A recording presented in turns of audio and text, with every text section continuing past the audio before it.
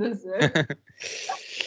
All right, Nushka, welcome and thank you so much for agreeing to do this podcast with me. Um, I'm very curious for you to share what is Reconnective Healing, who are you, and more about your work.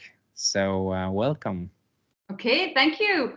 It's my pleasure, Igor. Really, I was glad to get your invitation. So happy to be here. Great. Thank, thank you very Yeah. much.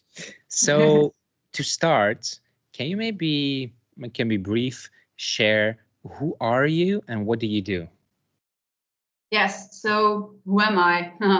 Big question that you start off with. Well, who am I? I'm Noeshka van Sperbeek, that's my name.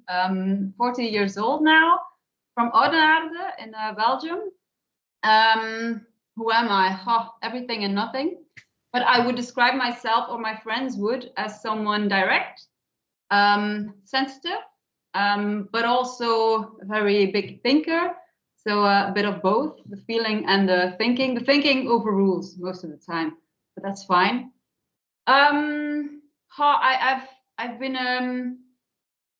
been searching a lot in my life. Why am I here? What am I doing here? What is this? I've been able to connect with animals from the beginning very easily. Now I know why, because they have no judgment. So very easy. And I would say during my teenage years, I began to discover who I was on a personality level, is to say, by meeting people that were really like-minded and not a lot in the beginning, just a few, but that was enough. And gradually I learned to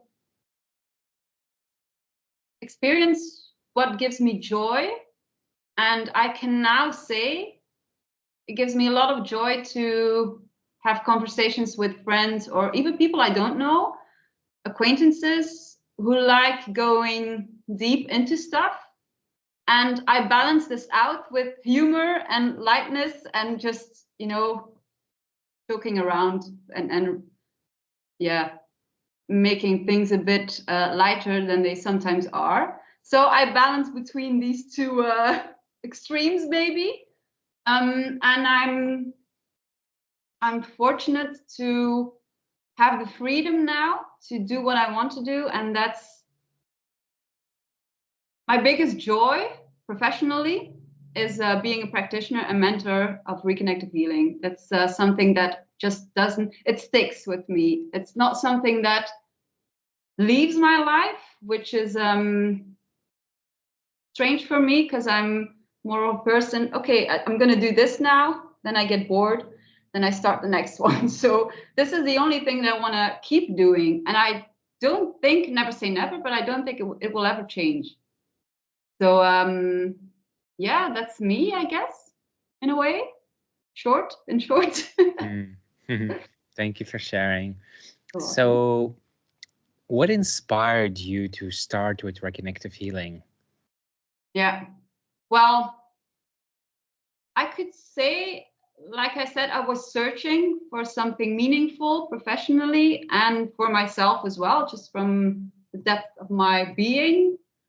And what inspired me is that you will hear practitioners say this a lot, or most of them, it found me, which sounds maybe a bit stupid, but that's how it was. I was doing an full-time coaching training, and that was after burnout. It's almost a classical story by now that people have a burnout, and then it turns out to be a gift that you have to decide: am I going to continue like this, or am I gonna do something that inspires me? And that was reconnective healing. So while I was doing the coaching training, I was, you could say, unbalanced. I was on my way, to, okay, this is something I like very much because I've been in corporate business, had a sandwich bar with an ex-boyfriend, all the stuff that was not my nature at all. And then the coaching training was very much of an eye-opening. okay, I like this. And at the time I thought, I want to be of service. This is my mission. Yeah, it's all great, but it's very loaded, I felt at some point. And so I was still struggling a bit. Am I going to be a coach or not? And I like it, but to do this all day is a bit too much. And I felt for myself, I need something for myself personally. I had no direction. It was, okay, I'm doing this, but I don't know, and very indecisive. And then a very good friend of mine told me, you should go and see this guy. He does something, he doesn't touch you, but it's something magical, she said. I said, okay, I'm not into this weird stuff. It doesn't attract me at all. But I had to, because I was struggling mentally. I didn't sleep a lot. It was very unstable. And I went to see this guy and I was immediately hooked. I went to lay on his table. He facilitated a reconnective healing session for me. I didn't look up too much. I didn't want to know exactly what it was because I just knew at that moment. I think it's the first time that I just knew I had to be somewhere this clearly. So I went there and I came off his table and I thought immediately, I don't want to be a coach or just coaching. This is what I want to do. And I didn't even know if I could be trained to do this. And the same friend, Kelly is her name, she sent me, you can learn this, the reconnection, it's a thing. And then I just knew. And that has been, I think I had my first session in 2016. And then the training was in Portugal. And I did my training for reconnective healing, because you have the reconnective healing and the personal reconnection, in 2017. And I started my practice immediately. I couldn't wait even. So yeah, and ever since if you talk about inspiration, it's very inspiring for me to do this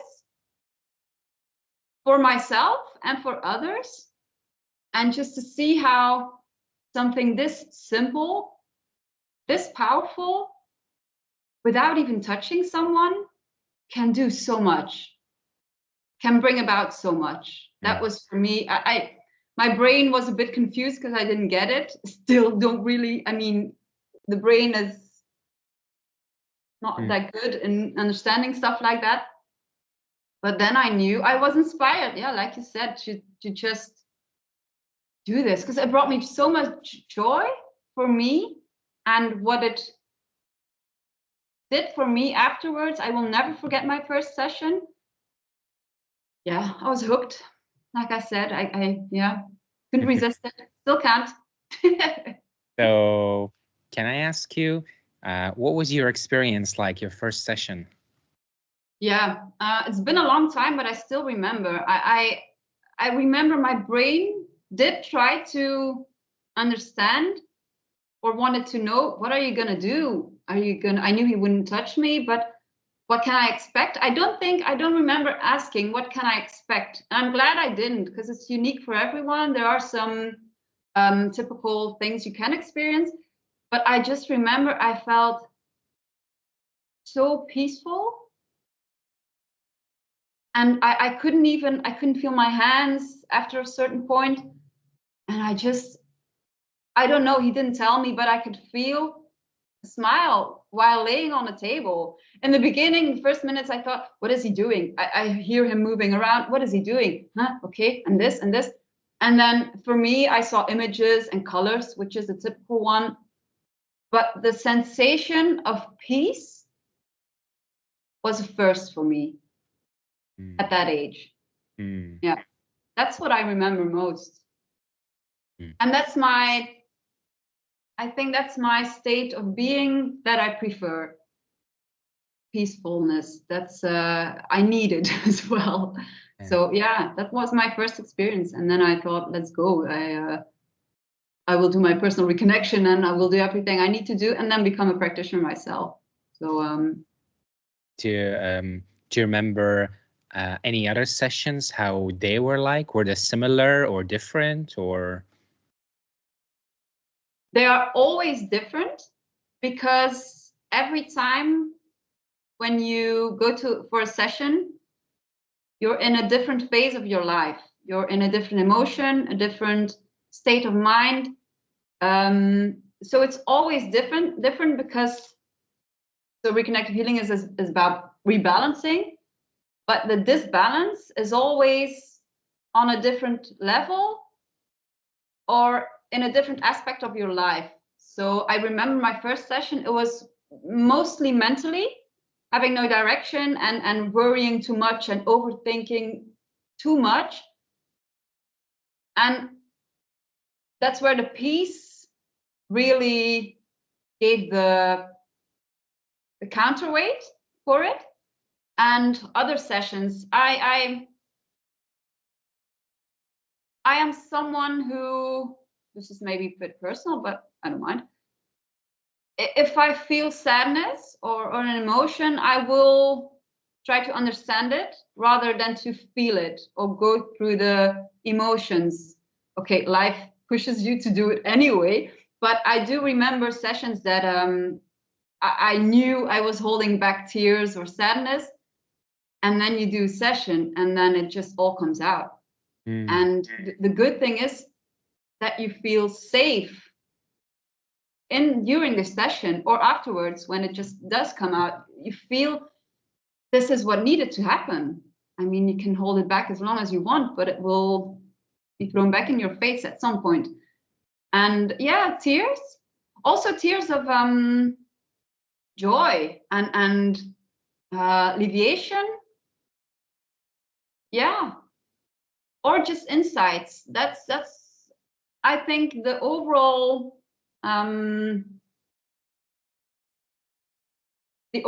results for me from Reconnective Healing is that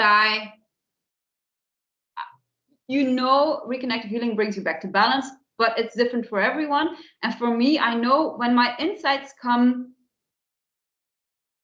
clearly, then I know, okay, it's doing what it needs to do. Now I know I'm here, I need to be there, I want to be there. So the insights are always something reoccurring for me. Mm-hmm. Yeah. Thank you so much for sharing. You're welcome. In the beginning, like when you learned about it, what did you learn about it? Well, I remembered in 2017, the training was still given by Dr. Eric Pearl himself, who founded Reconnective Healing 30 years ago. And I remember he said it was 3 days back then, 2.5 days. And I remember he said the first day, everything you will learn these 2.5 days, forget everything on Sunday night. And I thought, what are you talking about? But everyone thinks like that when you start the training, everyone. And he was right. I mean, what you do in the training is you learn to play with the frequencies. So the frequencies of reconnective healing. And it doesn't involve rituals or a technique. It's not a technique. And I remember, is it really that easy? That's what I was thinking. And it is. So you practice a lot. There's always a room for Q&A and they share stories, the instructors and so on. And I remember we practiced a lot, and actually right from the beginning, not for everyone, but you feel these frequencies in your hands mostly. And I thought, yeah, I can feel them. And then all you do, that sounds a bit diminishing, but most of what you do is really play with the frequencies for 2.5 days. And of course, in the training, you get the philosophy and the vision of reconnective healing, which is important if you want to be a practitioner, that you do it as you should, because otherwise it's not reconnective healing. Yeah, we practiced a lot. And I must say, I felt confident leaving the training, thinking, okay, I can start my business and I can have clients. Of course, you're a bit excited and a bit nervous, but actually facilitating the healing, you can do it. When you leave the training, you can do it. Everyone, even children. I mean, they're even faster at it because they don't have their mind thinking, oh, should I be imbalanced? Should I be aligned? Should I have had sugar today? Should I, all these things, a 4-year-old doesn't have that. So yeah, you play with the frequencies and you observe. That's the main thing. You observe what is happening. What am I feeling? What do you see in the client?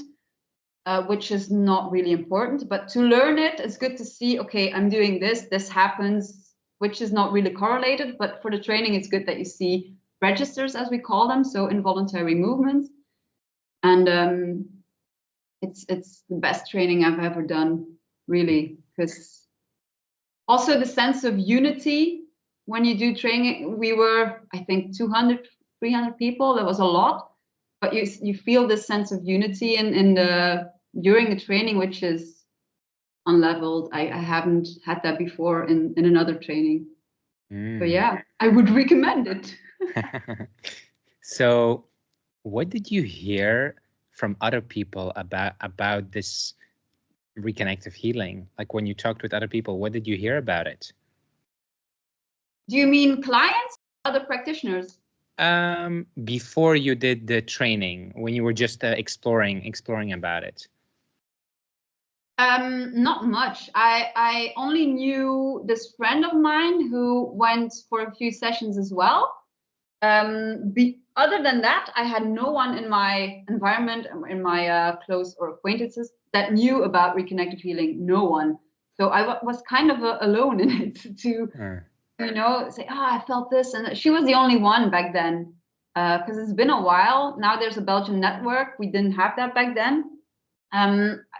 I remember she said quite some similar things. Her experience was different in a way that, well, where her imbalance was not where mine was. So she would have a different experience. But one thing you almost hear every time is this lightness. You feel lighter when you come off the table. And that's something I feel every time. Yeah, and she had that too. And she had a similar path to mine because she's also in energy work. And she progressed pretty fast as well. We had a bit of the same path. So that was nice. But she was the only one. And I just started my practice right after that. So yeah. So from right now, in your own words, what is reconnective healing? In my own words. Yeah. The best thing ever. That would be my own words. Reconnective healing. I will use the theory because that way people get the full picture of what it is. So reconnective healing is a non-touch energy healing modality, which returns you to your optimal state of balance. So that covers it. That being said, every experience is unique. And like I said before, the words don't cover the meaning or the substance or the grandness, I might even say, of reconnective healing, of this energy, this intelligence, as Dr. Pearl calls it. And it doesn't. We have an explanation. We have the theory and the words, but I always say you do have to experience it because it exists outside of space-time. It's something that you can't see and that you just have to feel and experience. And that's what makes it challenging to explain this to people. Yeah. But often, even when I talk about it, or many people have read the book from Dr. Eric Pearl, Heal Yourself, Heal Others, The Reconnection. It's the same thing. Many people read the book. I read it after my my reconnection, I think, not at the beginning. But many people read the book and already feel the frequencies. So once you come in contact with them, it's like I could call it a recognition of something familiar. That's my experience. It felt so familiar. Like this is not new. This is remembrance, maybe. That's my personal explanation then. So let's say you have your space where you give a session to your clients. A client comes and they lay down on a table. And what is happening then? How does it work? Yeah. So usually, always, you have your client who comes. If they come for the first time, you do a brief. You get to know each other a little bit. You do a debriefing just to know what brings you here. You don't need the whole story as a practitioner. Actually, the less you know, the better, because your mind is out of the picture, as it should be. And so you do a little debriefing. Also, you want to connect with someone who bears their soul, or who lays it all on the table. I mean, respect. It's not that easy to do that with a stranger. So you create a connection, and it's always easy. That's what I love as well. Being even someone you don't know, it's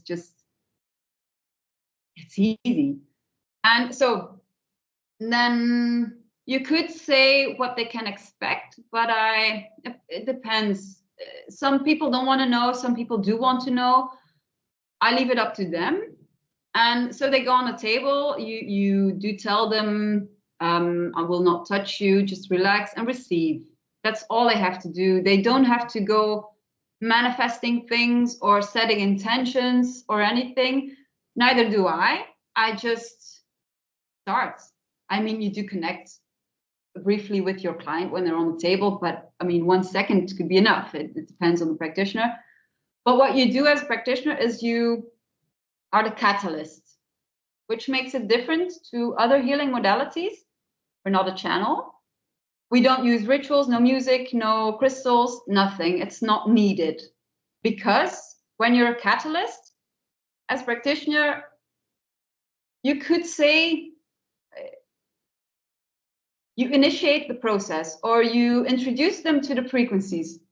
You could say that.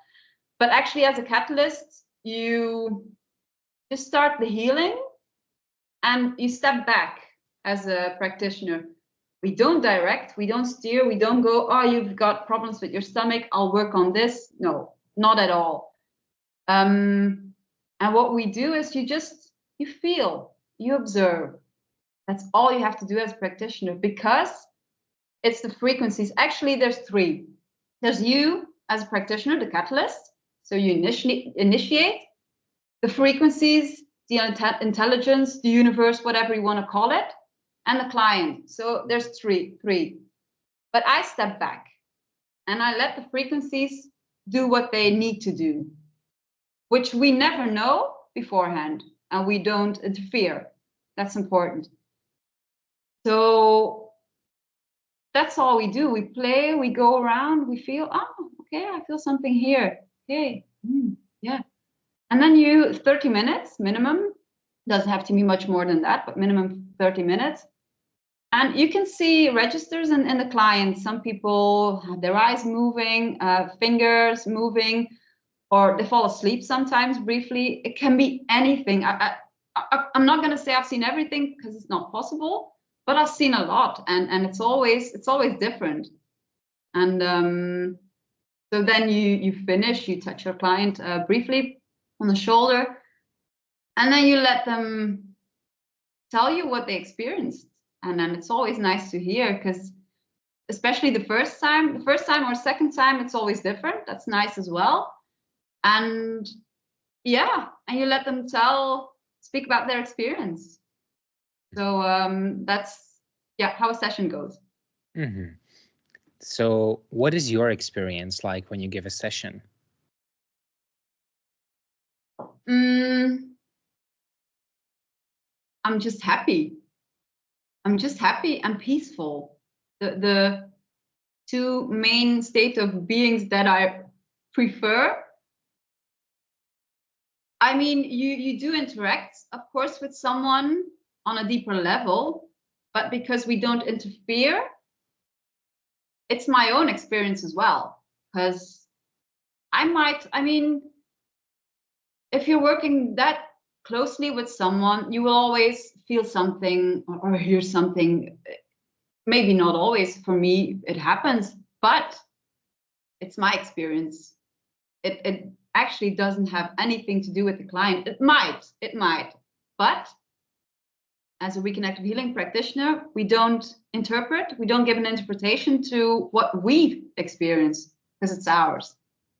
Plus, you don't want to take away the insights or the purity of the experience of the client. You don't want to say, "Oh, I felt this. Oh, my heart was aching." And no, you don't want to say that because it might confuse them. Why? Because it's yours. It might be theirs too, but it's a gift for them to let them see, okay, what did I feel and what comes after the healing session. Mm-hmm. Mm-hmm. Yeah.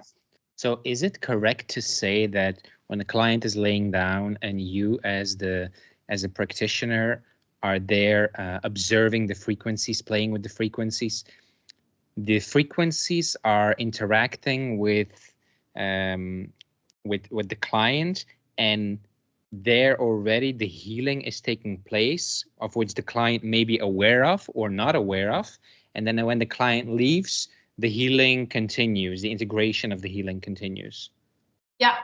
Yeah, well said. Yeah. I found this hard to believe in the beginning when they told us in a training, the healing starts when you make your appointment. I remember thinking, but and things like that. I like validation, or proof. I wouldn't say proof, but I like validation. And I have to say, in my experience now as practitioner, it's true. In my experience as well, but that's mine. So, and maybe I'm not that objective because I'm a practitioner as myself. But I have people, when they come to me, they say, "Well, I made my appointment a week ago, but I'm actually fine now." Well, fine, I'm better already. Then I say, okay. And then I ask, since when? And then it's always the moment that they make their appointment. Like because reconnective healing, the frequencies are beyond space and time. It's like the frequencies or this intelligence already knows, okay, we're going to do this encounter maybe, and it already happens. That's why you can do a facilitated session by distance as well, because it's beyond space and time, because you're working in a field that is so vast that whether they are in Australia or Germany or Asia, it doesn't matter. And the same goes for this time thing, that it doesn't matter when they come, it's already started. Yeah. Can you say something about what are these frequencies? What is the source of these frequencies, the nature of these frequencies? Like, where is it coming from? Is it an intelligence? Does it have an intention? Can you say something about it? I wish I knew the answer, Ihor. I really wish I did. I have no answer to that, honestly. I would like to know. I guarantee you, but no, I don't know. Mm-hmm. I could ask someone, but yeah. All they are sure of is that it works. Mm-hmm. And it's our human nature to want to know where things come from. I'm the same. I've let go of that by now, but it took me a while as well to be okay with the fact that I don't know. I don't know what this intelligence is. Is it source? Is it? I have no idea. Mm-hmm.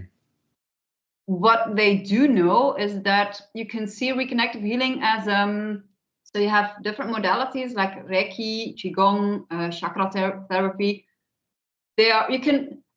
I've had a trainer say this at a training, and I thought it was a good visual to remember and maybe easy to understand for people, that when you're in front of a building, there are these little windows, and this window opens the door or the window to Reiki, which will help you in a certain way. Then chakra therapy, okay, we'll align your chakras or whatever. And then you have reconnective healing is on the roof. just overseeing everything and containing all of these modalities, which doesn't make it better than anything else, but it's different because it covers everything. Yeah, but what exactly it is, I wish I knew. I wish I knew. Is it, do you think it's correct to say that it is a healing force, a force that brings harmonization and healing, something like that? Yeah, it's most certainly. So reconnective healing is all about balance, returning to balance, so your optimal state. And that's where the healing continues, because when you're back to your balance, you attract what is good for you, which brings progress in your development anyway, and in your life, and every area it needs to. So you do go back to a state of harmony. And what was the beginning of your question? No, it was just, I said, is it correct to say that it is a force that brings healing, a force that brings harmony? It was just something like that. I think you could say that. Yeah. Yeah. The wording is they wouldn't use the word force, but an intelligence. Yeah. Yeah. Yeah. How many sessions do people need? Well, the standard answer to that is 1 to 3. But we have learned that some people have 1 and it's enough. And they say, I'm good, it's okay. Other people say, I have 3, and then they're good. Other people say, okay, it's been a year now, or it's been 6 months. I'm in this phase of my life, which is very challenging. And reconnective healing is calling you. Then, yeah, you can have another session. So there's no limit. I would say, and I do tell my clients this too, I remember in the beginning, I had a client who would regularly try to come for a session, more of a sort of a maintenance. But that's not the idea, because in fact, you get everything in 1 to 3 sessions that you need. So, but I have learned for myself and others that there's variation. I mean, you don't have to do 30 healings for a month. That's unnecessary. But yeah, you feel it when you can use one. If it's based on fear, it's something else, but still, people tend to know. They tend to know. So it's like, if you need maybe 1 or 2 or 3 right now, and then maybe in a couple of months or years, you might do it again, and then maybe later again. But it's not something that you constantly need to do, or you, like you said, you need to do maintenance or anything like that. No, not at all. No. If you're at a point in your life when when you really feel I'm so out of balance, I need something powerful, or I need a rebalancing, then yeah, go for it. Go for another healing. I mean, if I'm in a state of challenges, yeah, I would do an exchange with another practitioner, or yeah, sure. But it's not something you would have to do every month, every 6 months. No. Life will show you when it's beneficial. So what have you observed with your clients who do these sessions? What have you observed with them? You mean during the session, or what I hear between sessions? What happens? Yeah, like what have you observed that maybe happens during the sessions, and then afterwards when they leave, and if you hear back from them? Yeah, a lot of things. I remember one client was very, very smart, a very big overthinker, who was scared to use her voice, literally and figuratively. And I remember I think she did 3 sessions and her personal reconnection afterwards, I think. And I remember she was open to it. She really was. She had a lot of questions, but okay, it's legit. And the 3rd session, she was here and she said, "Can I sing for you?" So she was someone who was scared to use her voice, and she felt, I mean, in a relation from client to practitioner, it's not, I wouldn't sing for just anyone, you know. And she did, and she said, now I'm not scared to do it anymore. And she progressed a lot in her life. Other clients who I've had this man who had been betrayed by his girlfriend and had a lot of sadness, anger about it. And after the second session, he met someone else, although he was really, I don't want a relationship anymore. Women, I've had enough. I'm not well. I've got a headache, stuff like that. And then he met his new girlfriend. And honestly, I wouldn't have thought it would go this fast. And they're together still after 3-4 years, have a baby now. They're super happy. They're very much in sync. So to go from that to that is such a short time. It doesn't happen that often. So the result is well, result. It's never ending, you know, but it's always different. But I do see people who, they mostly are much more aware of what's good for them and what's not, which results often in people disappearing from your life and other people coming in, which is painful, of course. But if it's better for you to remain balanced, then they will disappear, because when you're in balance, someone who is completely the opposite or on the other end of the stick, it doesn't work anymore. And naturally, they will disappear from your life. That's that I have heard a lot. Oh, there's so many examples. I think the main thing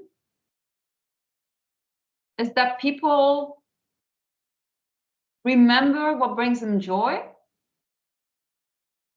and they didn't necessarily know that before the healing session. I could say they remember who they are, but that's a bit not very tangible. It's hard to explain. But yeah, joy is one that yeah, and also trauma is a big thing. I mean, you hear the word everywhere. I think we're all a bit traumatized anyway, but people come with some baggage here, and then you realize sometimes after 2 or 3 sessions, when they come back, the conflict or the trauma that was initially why they came to have a healing session, they don't even talk about it anymore. It's not even relevant anymore, when at the time it seemed so big, and it was, of course. I mean, not to diminish it, but yeah, it's suddenly about something else, something smaller, I wouldn't say, but yeah, something else. Yeah, I don't know if that's an answer to your question. If somebody wanted to come for a session, and you said, yeah, you can do 1 to 3 sessions, how would you recommend them to do it? Like 3 days in a row, 3 weeks in a row, or how would you spread it out? We leave it up to the client, because they know. They know. You do get the question often, when should I come back? Should I come back? Should I do my personal reconnection? Should I not? When? And they know. They really know. I usually say, let the healing do its work now. Contact me if you feel like you would like a second one or a third one. Same goes for the reconnection, personal reconnection. I usually say, if they don't know what to choose, for example, reconnective healing or the personal reconnection, I say sleep on it and you'll know. And they do. And I mean, the timing is always perfect, and it's not up to us as practitioners to say what's best for your client, because we don't know. We just don't know. When a person comes to you for a session, is it only emotional, physical, mental? Like, is all kinds of healing possible, or only specific ones? I would say it's all possible. It depends on what you're dealing with at that time. Yeah, because that's what makes every session different, because you could be dealing with, let's say, a difficult relationship with your boyfriend or girlfriend, or you're having trouble at work, or you've got a headache that won't go away, whatever. And then the healing will address what's going on at that point. And maybe what's urgent at that point is not what they came for, often actually. And that's what makes this work so unpredictable. We can never say it will do this for you. We can give a list of what it can do, but what the frequencies this intelligence will do or rebalance is what is needed to be rebalanced in you. And so that's one of the things that makes it a challenge to give answers to people who say, should I come or should I not come? I have this, can it help me? Well, it will help you where you need help, which makes it very also less tangible. Can you give a couple of examples of, like you said, like a list of what it can do? Can you give a couple of examples? Yeah, sure. So when you're back to balance, for me personally, it's a sense of peace, which is one of them. Insights, mental clarity. I name these ones first because that's usually how it unfolds for me. Better communication with other people. You attract people that are good for you or who help you on your life path. Emotional stability, more joy, physical, yeah, as well, that just things get less painful or just disappear. It happens too. You get a sense of who you are. Even a big one is also things you didn't know about yourself, talents that you have just reveal themselves. That's I like it when I hear that from clients. I'm like, oh, yeah. What else?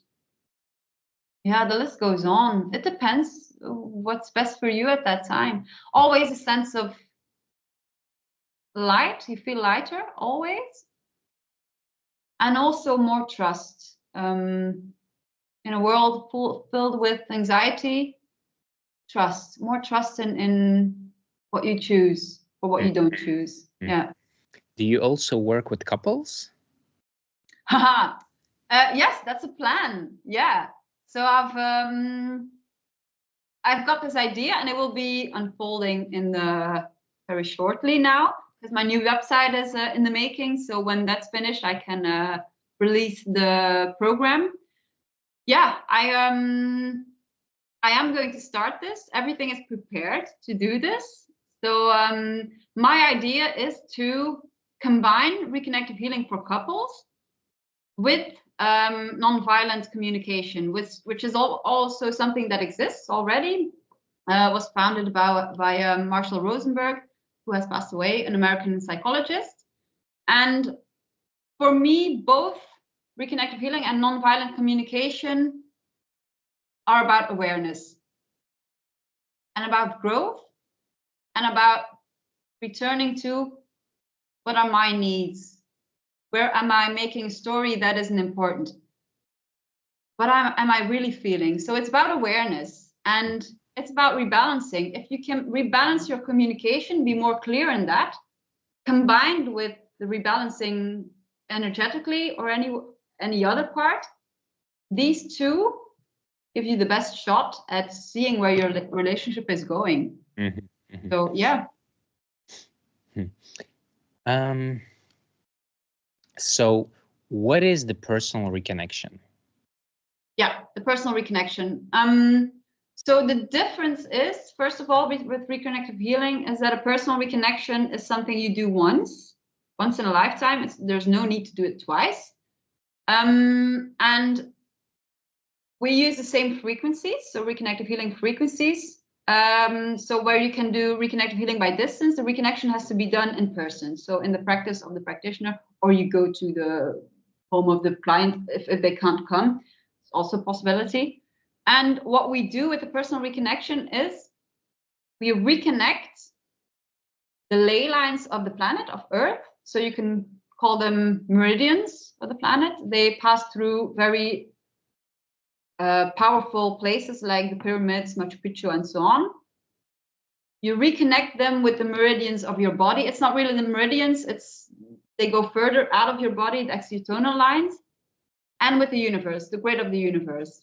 When these three are reconnected, it's like I still use this phrase because I think it covers it perfectly, reactivating your GPS, your inner GPS. And the difference is with reconnective healing that it has to be conscious choice, because with the personal reconnection, you accelerate your evolution, your life path. So you better be ready, I would say. I mean, it won't hurt you, of course, but you better be ready because you're choosing to speed up your life path. So a lot changes in even a year. I always say there's no way back after your personal reconnection, because you can't dismiss yourself anymore, because you know very well where you want to go. I had one of the trainers, really, oh, I love her. She said, I remember her saying in the training, reconnective healing is about where you are at that moment. The personal reconnection is about what's coming. And I thought this was a perfect analogy of what it in essence is. So yeah, it's really a choice to accelerate, and you would be amazed what happens afterwards. I truly love facilitating a reconnection. It's because this is such a gift that not that I'm giving, but that someone allows for themselves. Yeah. So maybe a bit technical, but can you maybe give a bit more insight in, like, when you do the reconnection for somebody, how does it really work? What do you do, and why are you needed? Why am I needed? Good question. So with the reconnective healing session, it's like a free flow. As a practitioner, you feel there's nothing that you have to follow. You just observe and feel the frequencies. With the reconnection, you also feel, of course, but with the reconnection, it's certain points and lines that you have to follow, and it has to be done perfectly. So that's why, as a practitioner, every 2 years we have to do recredentialing to see if we still facilitate a reconnection as it should be done. So it's you have to know what you're doing. It has to be precise, and also feel that you're on the right spot and that you're doing it as it should. But it's something we have to follow. So that's the difference. And what am I as a practitioner then? I think the same as with the healing session, the catalyst as well. The temporary bridge, maybe, for that moment. And then when it's finished, so 2 days with one sleep cycle in between, maximum of 3, and then it's done. Then someone is reconnected. And then the fun starts. Can you maybe share something about life before the reconnection and then after the reconnection? For me, before the reconnection, I was I didn't know what my personality was. Not that it's not evolving still. I think it should. I would never like to stay stagnant, but my core values were much more clear. And I used to be quite introverted. I still am, but I have this side of me that has evolved so much that I'm can be an extrovert and feel comfortable with it and even enjoy it. Like this thing we're doing right now, yeah, great. But 6 years ago, I would have thought, no, I'm scared. So the biggest thing for me is that even though I have challenges and periods of that I'm more fearful, there's always this foundation that carries me. And this sounds very fluffy, maybe, but that's how it feels. And my biggest, I mean, if I would ask my friends, I think I asked one of my best friends who is not into energetic work at all. I like the people who are into the more, let's call it spiritual stuff. And then the ones who are not really into it. I like the balance. It brings me joy both ways. But she said, "You're the better version of yourself now." Which you could think, wasn't I good enough before? But I did feel like that. I did feel like that before my personal reconnection. I'm not good enough. I'm too sensitive. I'm too shy. I don't know what I want. I don't like to talk about things that other people talk about, like their garden or, I mean, mundane things. It's fine, but not for me. Not longer than 10 minutes, let's say. So I think I've done a 180 switch, I might say. Not instantly, but pretty fast, I think. The fact alone that I wasn't scared to come out with this, with reconnective healing. I mean, it's not that easy to talk about something like this and not be scared of being judged. But I've never really cared about that, actually. So, yeah. Do you have some examples of maybe what happened in the lives of your clients after they did the reconnection? Well, the most beautiful ones, well, in my opinion, is the ones that become a practitioner themselves. Oh, I love it, because that's, maybe it's because I recognize myself in them 6 years ago or 7 years ago, and that I know, oh, the gift that you're doing for yourself is so huge. I mean, it's the same with the healing sessions, same with the reconnection, and then going to the training. I think yes, I've had several people over the years, and yeah, I will always remember these names, you know. And other people who just switch jobs, who just say, also I'm in corporate business, I don't want to be anymore. I'm going to be a massage therapist. I'm going to do this. I want to connect with people more, even professionally. And that's my personal, it's not a preference, but it always makes me happy. Yeah. So in simple terms, for you, what is the difference between somebody who is reconnected and someone who is not?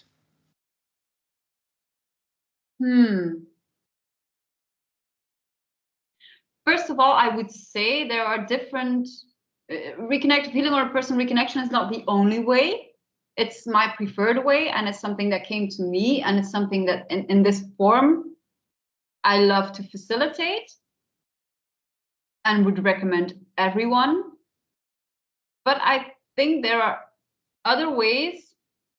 If I think in terms of becoming more aware, as being more reconnected, there are other ways as well. I mean, losing a loved one, being sick, very sick, that you almost died and then you come back, stuff like that. That brings so much awareness as well, that I would think, in my opinion, it could mean a reconnection as well, in a different form. That is, it's hard to answer, because that would imply that only the personal reconnection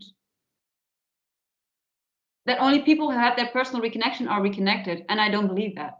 So I think it comes down to when you are prepared and willing to evolve into who you truly are. And with that, I mean your personality evolves into a natural state. and growing trust, faith in what is happening at that time, that it's okay, and what's coming, it's also okay.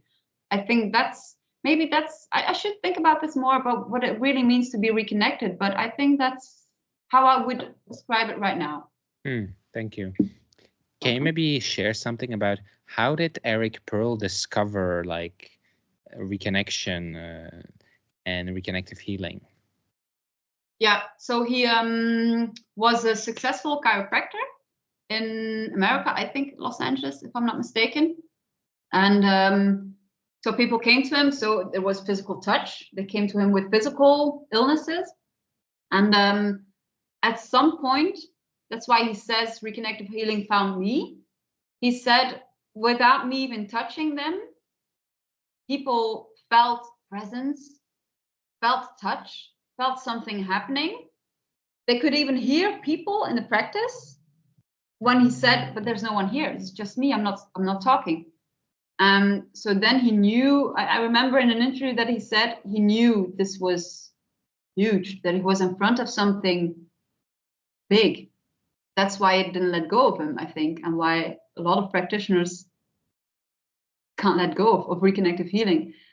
And he began to explore it, and he went to see a lot of people who did energy work, because he didn't know anything about it. And they all told him, you need this ritual and you need crystals. But if you do this, you have to do this first before you start your healing, because otherwise it won't work. Very fear-based, all of it. Maybe not all of it, but mostly, because if you don't do this, it won't work. And that would imply that you're doing the healing, while it's actually this intelligence that's doing the healing.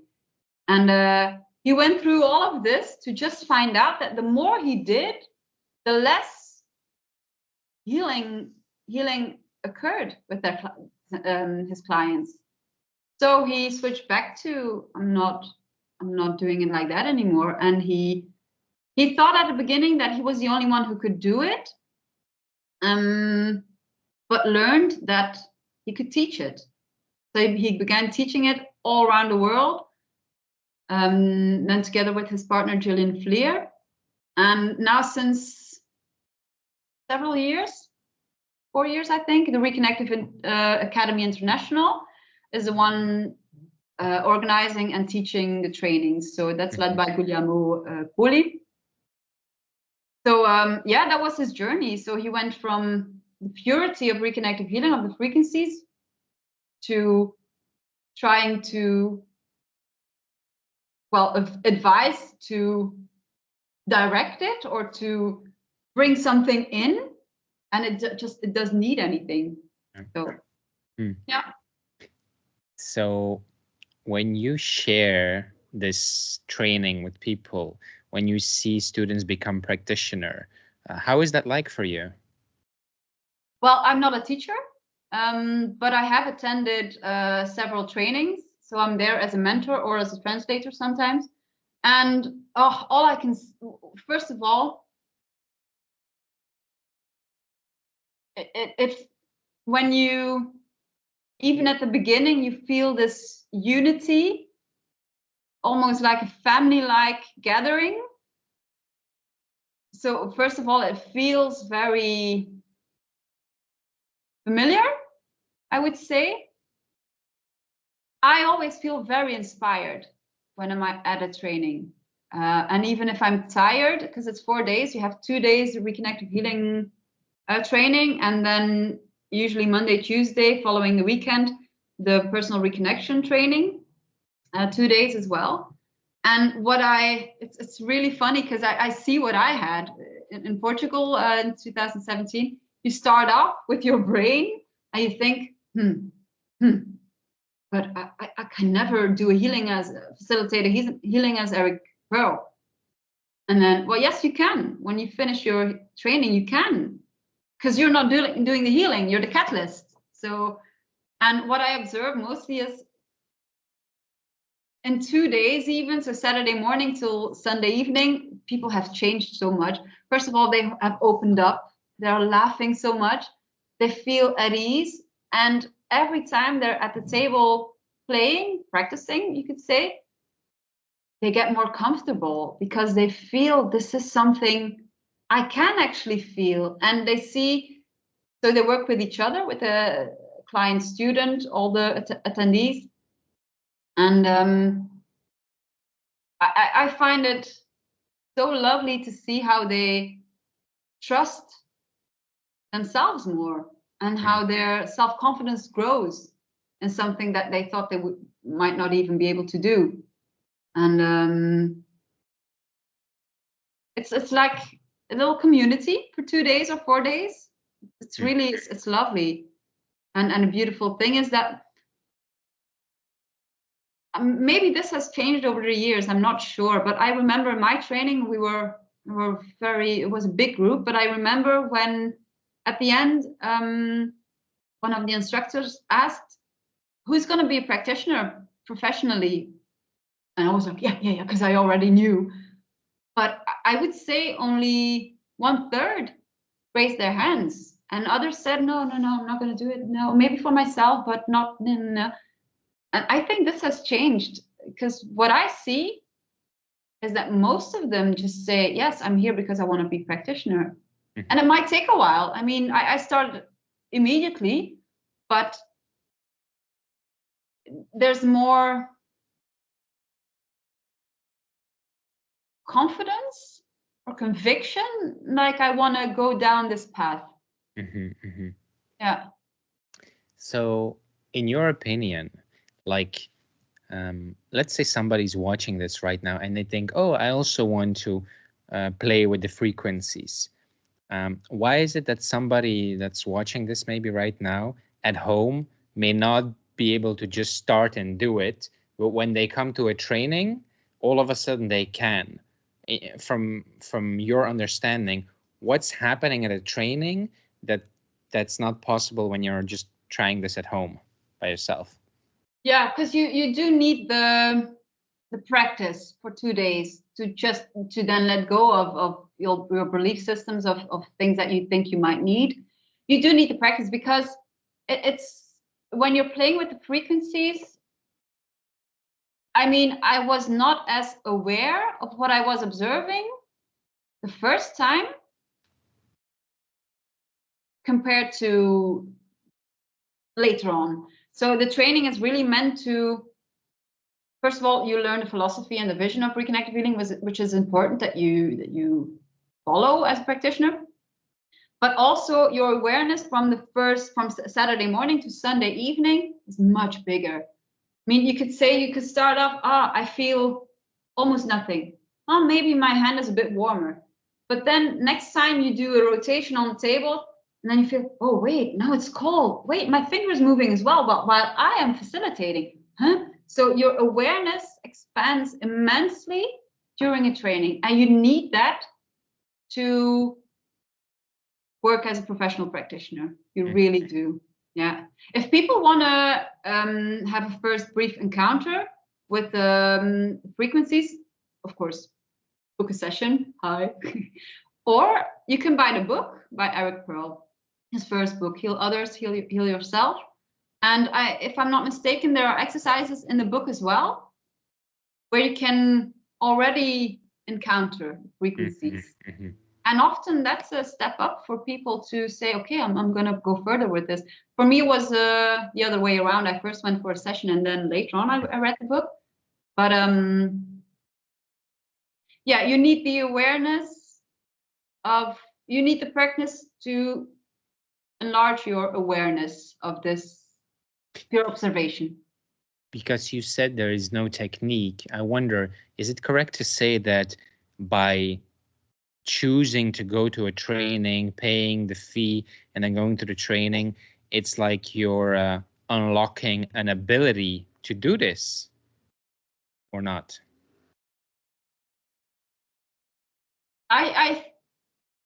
What I would say, I don't think you're unlocking an ability, because if you teach this to children who don't pay for the fee themselves, they can do it as well. Very fast even. They don't need 2 days because their mind is not interfering. But my personal view on this. I don't know if it's correct, but I do think it's a sort of a sign that you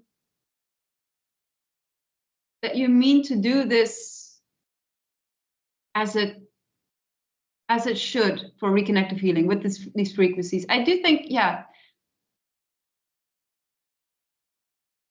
it's not unlocking your ability, but it is saying, I want to do this right. And if you do the training, you're sure that you're working with the reconnective healing frequencies when you're facilitating. Mm-hmm. That's why you can never, I mean, there are people who channel and get messages and stuff like that. It's beautiful, but because as practitioners, we don't give an interpretation because it's not our place. If you have people that get messages, I mean, you can do a channel session, but never during a reconnective healing session, because you don't want to take away the experience and the insights of your clients. So you can do it separately, but never during a reconnective healing session. You want to keep it pure. You also wrote a book. Can you say something about that? Yes, I have one here.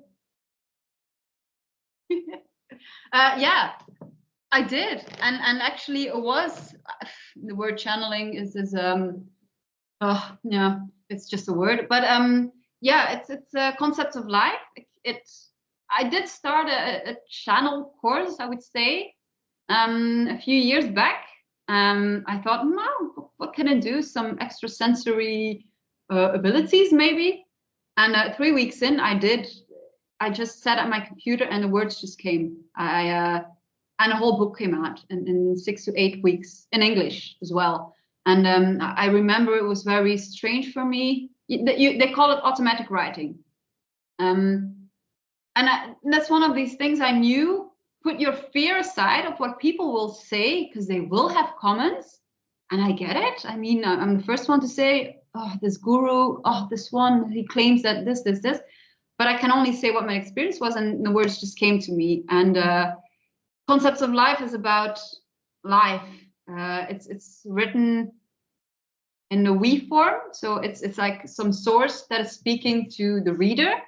And I knew I cannot interfere in this. I have to let it be as pure as it can. So it's a book that if you, even I mean, I know the content by now. I do forget sometimes. But even when I have some questions and I think, oh, I want some steering or some guidance, I do open it and I think, oh, I don't even remember I typed this, because typing was my words. So it can give you some guidance if you need it. Yeah, I'm happy with it. I still open it from time to time as well. All right. You can still buy it on my website. All right. Thank you so much. Do you have anything else you'd like to share with the audience? What would I like to share? Some inspirational. No, I'm not gonna. What can I share? Well, I can share something.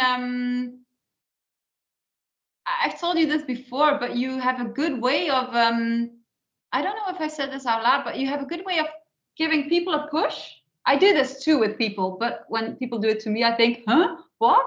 But you have a way of doing this. You give people a push in the right direction with this interview as well. So thank you. And some things that give me so much joy is talking about these things and not the mundane things all the time. And I want to thank you for your questions. And I know you are someone who is a truth seeker, maybe, or you want to dig into things. And I really like that, because it picks my brain. You make my brain work. So I just want to say thank you. Thank you so much, Noeshka. You're welcome. Thank you. Thank you. I will link all your information in the description of the episode, and yeah, maybe we'll talk soon again. Yes, beautiful. Thank you. Thank you. Bye-bye. Bye.